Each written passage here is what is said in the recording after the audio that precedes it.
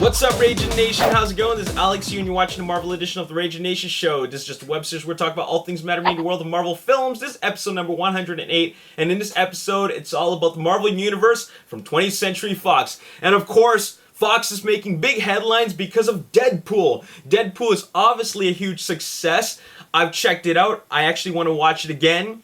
It's in its second weekend of release. And before it got to its second weekend of release, it was just under $200 million domestically. And by the end of this weekend, it will probably be at $260 million domestically, placing it in the top 5 R-rated films of all time domestically. In this list includes The Passion of the Christ, American Sniper, The Matrix Reloaded, and The Hangover and The Hangover Part 2. I think that by the end of this weekend, it is going to bump The Hangover Part 2 to number 6, and it's going to take that number 5 spot. And I also think that it's on its way to take down The Passion of the Christ.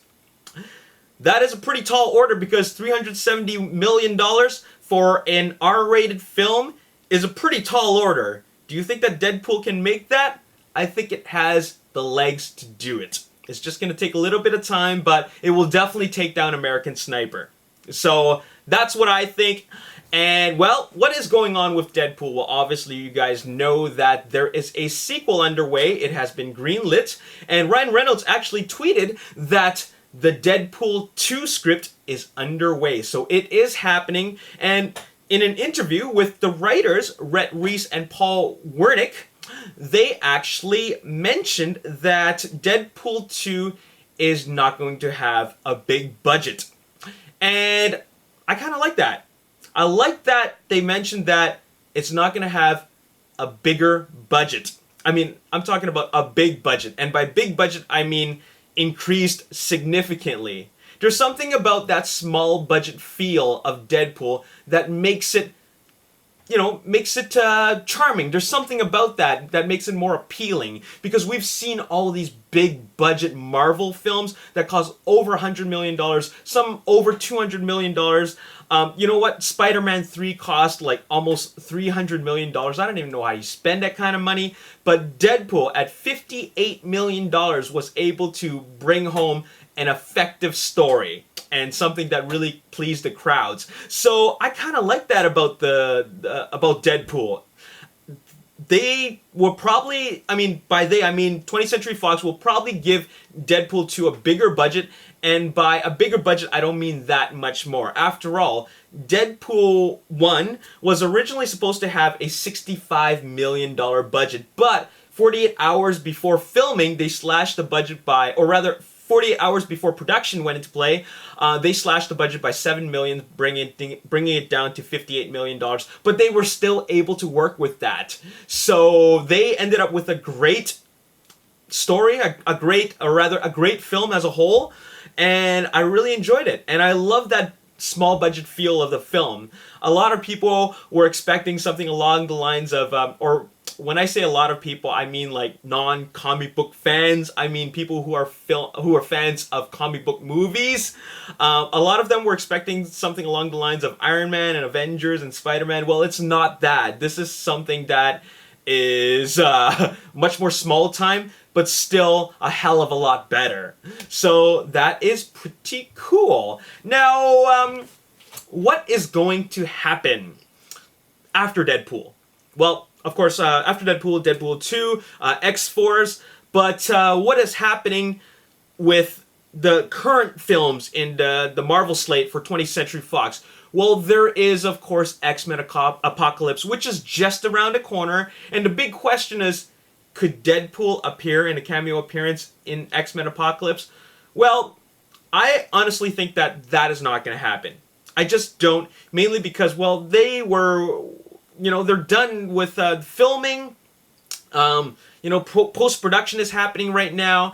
And one of the reasons why I think that it's not going to happen, and the fact that I also don't want it to happen, is because the tone is completely different. Sure, a lot of fans might appreciate the fact that Deadpool just pops in and, breaks the fourth wall and talks to the audience, or make a cameo appearance in the post-credits scene. I think a lot of fans will appreciate that, but it breaks the serious tone of Bryan Singer's X-Men films. Bryan Singer's X-Men films have really never been fun to me. I never think of them as fun. I think they're serious comic book character pieces. I think they're serious stories.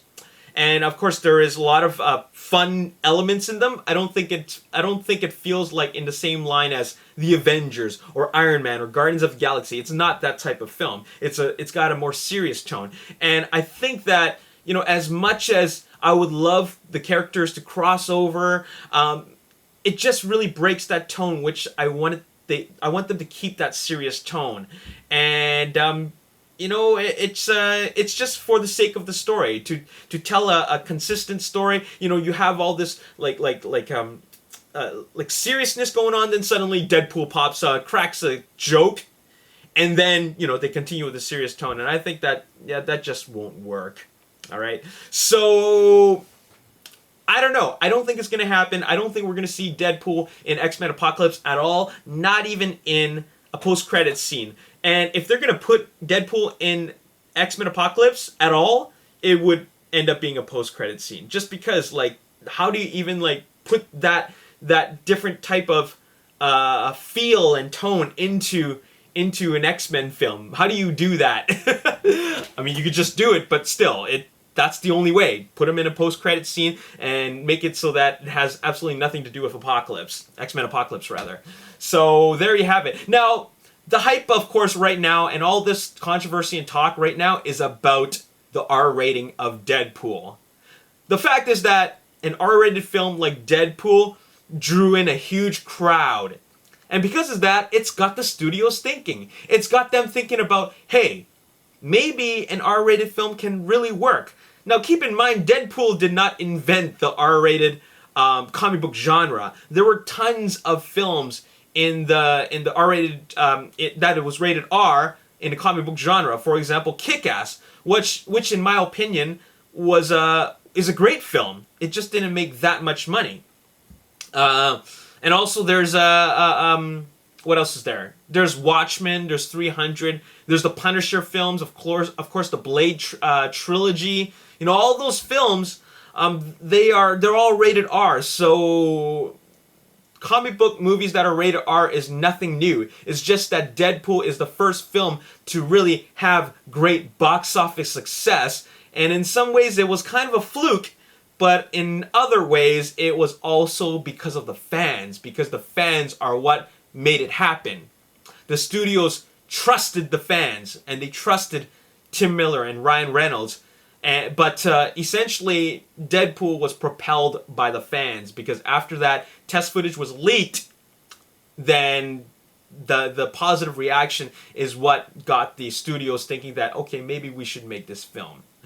Anyways, with that being said, this comes down to talk about what film, or what Marvel film from 20th Century Fox could be rated R next. Well, I don't think it's any one of the upcoming X-Men films. I think Gambit is already going for a PG-13 rating. There's no reason why it needs to be rated R. But the third Wolverine film, now that's a film that could be rated R. And there's a high possibility that it will be rated R. And that is because there was a flyer, or rather a pamphlet, handed around at New York Toy Fair just last weekend. And in that pamphlet was a couple of movies. And one of them was The Maze Runner, which is the next film, the third film in the trilogy, and it's an anticipated rating PG-13. And then following that is Wolverine 3, and then on the bottom it said anticipated rating R. Now, keep in mind that it says anticipated rating. Now, I've never seen this terminology before, anticipated rating, but I assume that this is what the studios want. And, well, it looks like Wolverine 3 could be rated R. And this is something that the fans have wanted for a very, very long time. Now, with the success of Deadpool and its huge box office success, not to mention critical success, this will really help fuel the decision to make the Wolverine 3 rated R. Because the fact is that rated R films do sell. You just have to give the fans what they want and they will come watch it. Now, Wolverine has always been a character that the fans wanted to be a little bit more violent, more edgier, more berserk. Keyword being berserk. Because the next film, directed by James Mangold, will be, will most likely be dealing with the Old Man Logan story. Now, if you don't know about that, it is a series where it's in an alternate universe, and it is created by, or rather, the artist is Steve McNiven, and the writer is Mark Miller. If that sounds familiar, he's of course the creator of Kick-Ass, which is also very violent. But yeah, it's set in an alternate universe, and Old Man Logan, or that's what he, Wolverine calls himself, Old Man Logan. He is old, but most importantly, he goes berserk. He goes in berserk mode. It's like beast mode, and he decapitates his enemies. He does a lot of things that we haven't really seen in the previous X-Men films. I mean, in the X-Men films from Bryan Singer, we saw him get a little bit more violent and more violent and more violent. But still, it was a PG-13 film. And then we saw X-Men Origins Wolverine, where, we saw him go at it a bit more. And he impales Sabretooth, but still... Sabretooth, rather. But still, that was not quite enough. And then we saw him in... the Wolverine, the one which takes place in Japan, and I think that was where he got the most violent, because it's completely focused on him. But still, like I said, it's a PG-13 film, but at least James Mangold filmed an R-rated film, but he cut it down to PG-13. So therefore, on the Blu-ray release, the extended edition, it got a little bit more gory. And that was the closest we ever got to an R-rated Wolverine film. But now, it's finally built up to the point where I think that it's about time that we get an R-rated Wolverine film. And if they do that, I think that is absolutely excellent, because that's a great way to close the trilogy. Considering that, and by trilogy I mean of the 3 solo Wolverine films. And you know what? With it being a trilogy, this is a great way to close it. And this is what the fans have always wanted, and I think that that's what they need to do. Now, it is not confirmed yet that it's going to be rated R, but based on some sources that have talked to representatives of Hugh Jackman, they said it's most likely going to happen. And with this pamphlet from 20th Century Fox given away, or rather handed out at Toy Fair, there is some legitimacy to that R rating. So, this is going to be exciting. Now, I'm really curious about how many F-bombs are going to be dropped. I mean, like, Wolverine does not have to be like Deadpool. It doesn't have to be crude like Deadpool. It just needs to be more violent, and the language needs to be the dialogue just needs to be a little bit edgier, but most importantly, it just needs to be more violent. After all, Wolverine's main weapon is, of course, blades in his arms, and he has to cut people up, and in the comics, like I said, he decapitated people. He took out limbs, and that is what we are going to see on the screen if it really happens. Hopefully it does happen. Now, the most interesting thing about the Old Man Logan story is that in the comic series rather, it involves a lot of characters, like, for example, Sabretooth, Emma Frost, Doctor Doom, Apocalypse, to name a few, not to mention some characters that are actually owned by Marvel/Disney. So, I don't think that, I mean, it's obvious that they're not going to bring in those characters, but, you know what, maybe, just maybe, Wolverine will go up against Sabretooth again, in a more vicious battle. So hopefully that happens. That's something I'm super excited about, and it's coming out in 2017. So yeah, we just have to wait to see if we get that confirmation. The final question that I have for you guys is, should Deadpool appear in X-Men, in the X-Men films? What do you think about that? I've already provided my opinion. I think that he shouldn't appear. I know some people might hate that opinion from mine, but it's just an opinion. The fact is that I think that these X-Men films have a serious tone, and if you incorporate Tim Miller's, his iteration of Deadpool, in fact, the iteration of Deadpool to X-Men, it just breaks the seriousness of the film. But if that's what you want to see, then so be it, right? But for effective storytelling, you have to have a little bit of consistency, and maybe the upcoming X-Men films post X-Men Apocalypse will be a lot more fun as opposed to Bryan Singer's style of storytelling. But anyways, what do you guys think about that? I mean, if they bring Deadpool into the X-Men films, here's a fun film fact. The MPAA, which is the Motion Picture Association of America, they actually allow one F-bomb. Just one F-bomb in a PG-13 film. And it has to not do anything with sexual intercourse. Okay? You can't say I F or I want to F you. You can't say that, okay, in a PG-13 film. But you can say, like F. And you could also say, I effing want to kill you. You can say that, but you cannot say, I want to F you. You can't say that, alright? That's just the rule in a PG-13 film. You're only allowed to drop one F-bomb. So, Deadpool can just pop out of nowhere and drop an F-bomb, and then it's going to make the crowd laugh.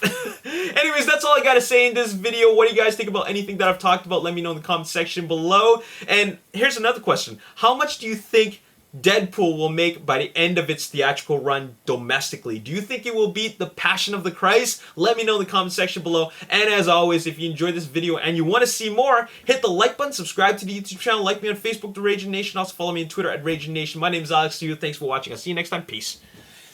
It does it in a very, very amusing way, and it totally works. It totally works for the character. And man, this movie is a lot of fun.